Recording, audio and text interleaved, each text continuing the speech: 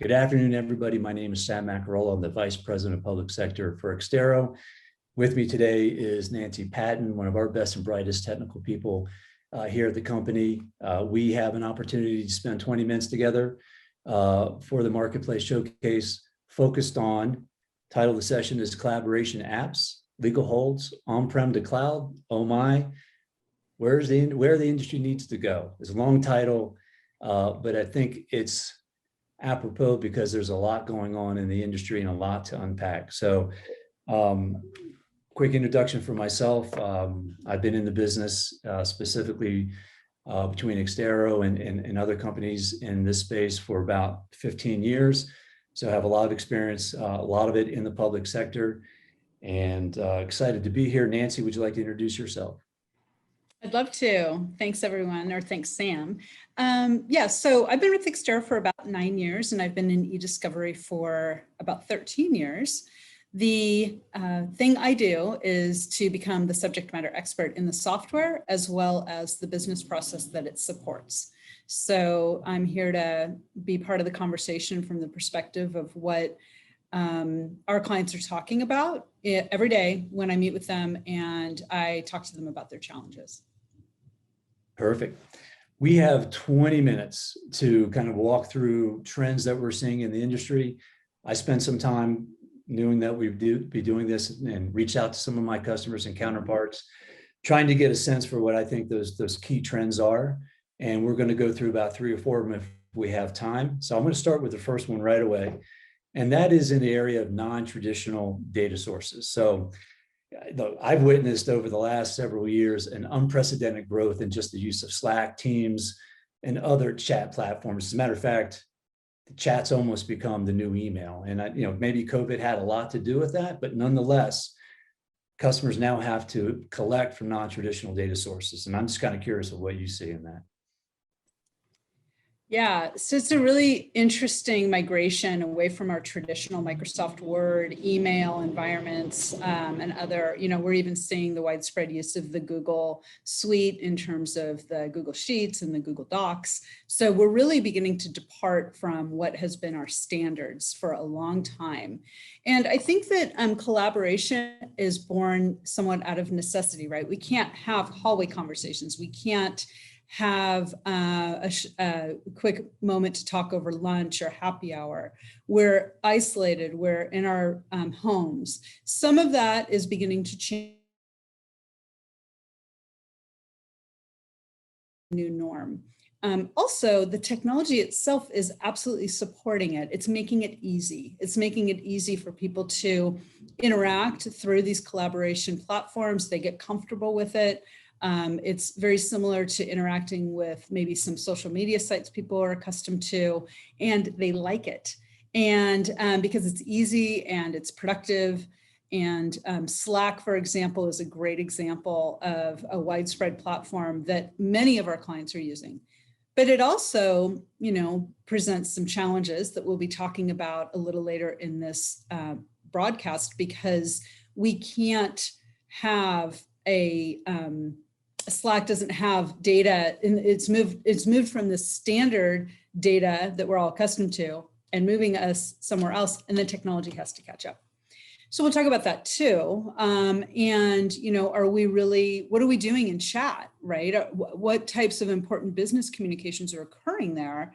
And are we using that as a substitute for email or some other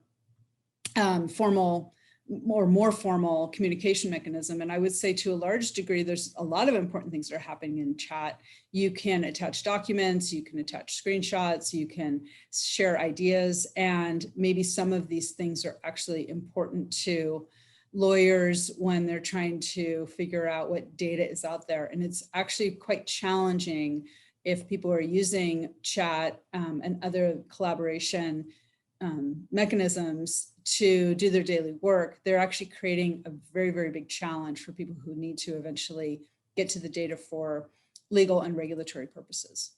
Yeah, I mean, you just outlined a few challenges, but if you were to summarize, I mean, what are some of the things that most legal professionals who deal with ESI, in light of these non-traditional data sources, what are they having to deal with?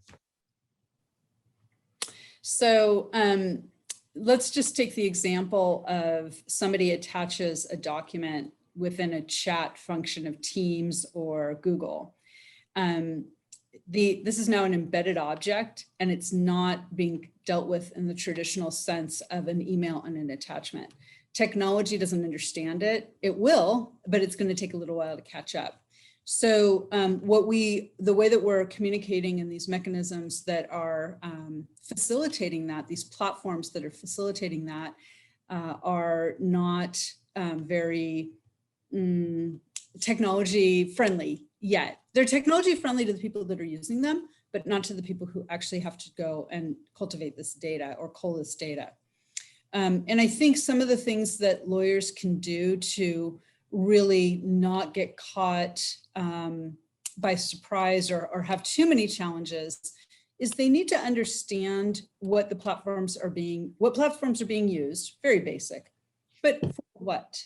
And the for what part is, do we limit the kind of communication that can occur? That's very hard to do. You can't really tell people, use this for this kind of communication and use this for something else. But if they understand what it's being used for, they're in a better position to understand that maybe they have to go after that data in a proactive way, maybe get some of those attachments from other individuals, especially I'm thinking like important business documents, contracts, and other ways that businesses are, operational documents. So there's a very big part of technology, both understanding what it is and what it's being used for. And it actually has some, what's the word I'm looking for? It has some foundation in the ABA model rules, actually, because there's the duty of competence. And many years ago, the duty of technology competence was actually added. So lawyers have an ethical duty to do this. Now, I don't think you're probably going to get a bar action against you if you don't understand exactly how Slack works. I'm certainly not trying to alarm anybody, but I do think that the more you know, anytime you're more prepared, you're in a better position. The more you know, right? Moving on to the second topic, and thank you for that feedback. We're going to talk about preservation in place. I want to back up for a second, because when we think about lit holds, we're usually referencing a legal hold notification and an acknowledgement from the person who may have relevant data, right? But hold in place means preserving data within the native application itself, which is very different. I'm just wondering what the impact that you're seeing that has on our customers and just the industry in general. Right. So this is a really interesting topic, and I think everybody has different experience with it and different levels of understanding. When we began selling as part of the Exterro technology suite, we began supporting in-place preservation to say Office 365. I never talked about it. Most clients hadn't been forced by Microsoft to go to Office 365 yet. They were still in their migration path. Google Vault obviously has always been cloud-based, so that's a little bit of a different scenario. But we were not, we had a product that there was no one to sell it to because nobody really understood or had the need for it yet. And now everybody wants it. So what has shifted in the last couple of years is that within these platforms, they themselves have some sort of preservation capability at the application level.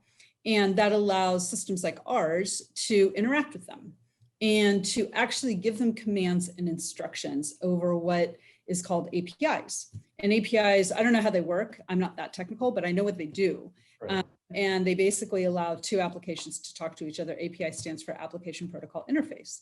So now we have this opportunity for people to use a piece of software to interact with a downstream enterprise system like Office 365 or Google, and we'll talk about Slack, that has some special rules around it right now, but also Box, Dropbox, the list is actually going, Proofpoint, Druva, they're all in there.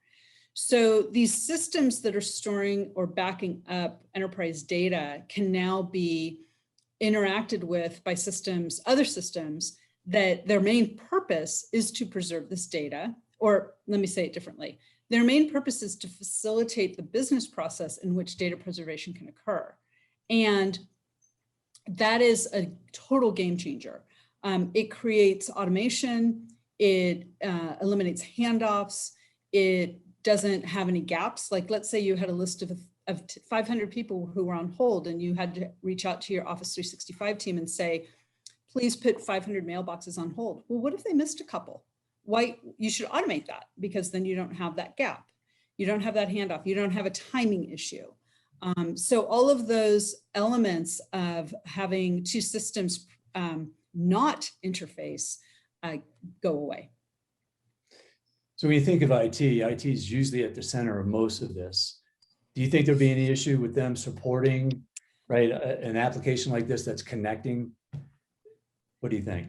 Yeah, so it's usually one of, at first legal says, oh, they're never going to let us do that. And we start to have a conversation tech to tech, right? I get some of our technical resources talking to the IT folks in the organization. And once they understand, first of all, that our system is a secure system, or systems like ours, this isn't about the Exterro software, but systems like ours are secure. They're interfacing in a secure way. The data is encrypted. The commands are minimal. The permission sets that we need at the target data source are minimal. They usually realize, okay, we are actually going to allow this within our infrastructure. But legal is usually the first to say, IT will never let it happen. So we need to enact a little bit of a conversation there, a little bit of change management to get us over that hump. That makes sense, complete sense.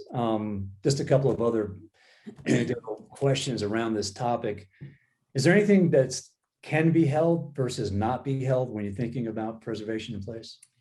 Right. So the lawyers, or the people who are concerned about data preservation, and that's not all entirely lawyers, it's records management professionals, it's compliance professionals, it's anybody who has a need to make sure that corporate data is being properly handled for whatever purpose. They want to preserve everything. They're like, we've got network shares, preserve that. We have laptops, preserve that. We have Office 365, preserve that. We have Slack, please preserve that. And they are like, can you preserve it all?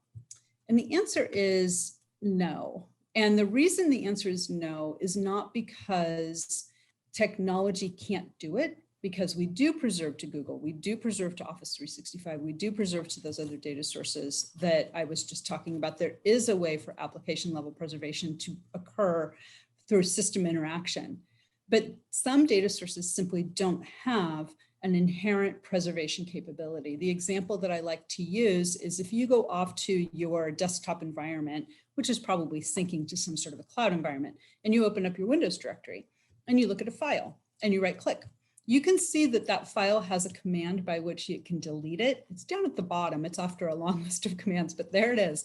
But there's no equivalent command or no opposite command of preserve. So a Windows environment is not friendly to preservation. It just doesn't have it. Slack is a very popular piece of software, and clients say to me all the time, well, can you preserve to Slack?